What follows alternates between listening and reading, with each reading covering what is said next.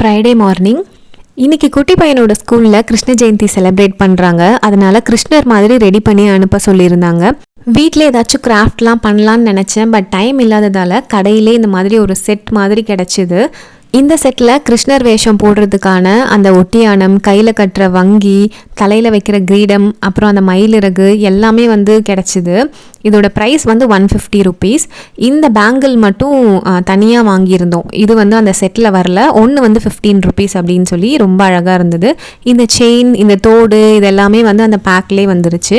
என் ஹஸ்பண்டோட ஒரு துண்டு இருந்தது, அதை தான் வேஷ்டி மாதிரி கட்ட போகிறோம்.